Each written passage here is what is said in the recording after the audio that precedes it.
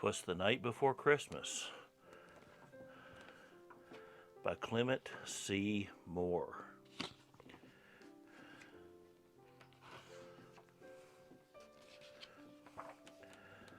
'Twas the night before Christmas, when all through the house not a creature was stirring, not even a mouse.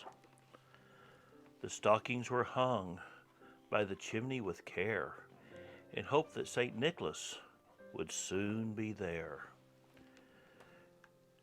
The children all nestled, all snug in their beds, while visions of sugar plums danced in their heads. And Ma in her kerchief, and I in my cap, had just settled our brains for a long winter's nap. When out on the lawn there arose such a clatter, I sprang from my bed to see what was the matter.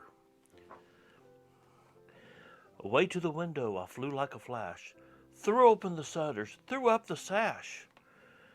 The moon on the breast of the new-fallen snow gave the luster of midday to objects below. When what to my wondering eyes should appear but a miniature sleigh and 8 tiny reindeer, with a little old driver so lively and quick, I knew in a moment it must be Saint Nick.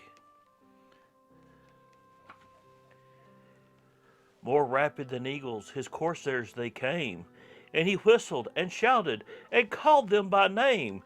Now Dasher, now Dancer, now Prancer and Vixen, on Comet, on Cupid, on Donner and Blitzen. To the top of the roof, to the top of the wall. Now dash away, dash away, dash away all.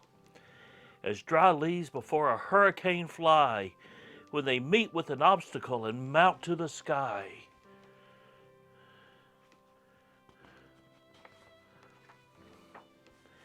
So up to the housetop the corsairs they flew, with a sleigh full of toys, and St. Nicholas too.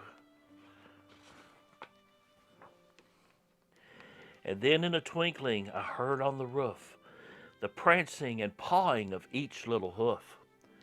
As I drew in my head and I was turning around, down the chimneys St. Nicholas came with a bound. Dressed all in fur from his head to his foot, and his clothes were all tarnished with ashes and soot. A bundle of toys he had flung on his back, and he looked like a peddler just opening his pack. His eyes, how they twinkled, his dimples, how merry, his cheeks were like roses, his nose like a cherry. His droll little mouth all drawn up like a bow, and in the beard on his chin was as white as the snow. The stump of a pipe he held tight in his teeth, and the smoke it encircled his head like a wreath.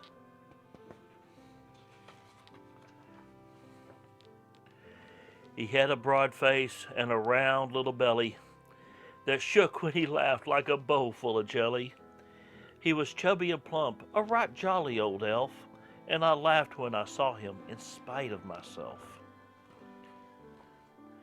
A wink of his eye and a nod of his head soon gave me to know I had nothing to dread.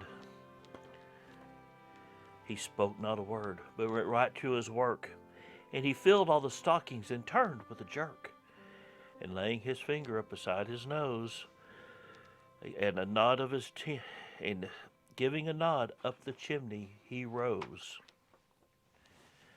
He sprang to his sleigh, to his team gave a whistle, and away they all flew like the down of a thistle.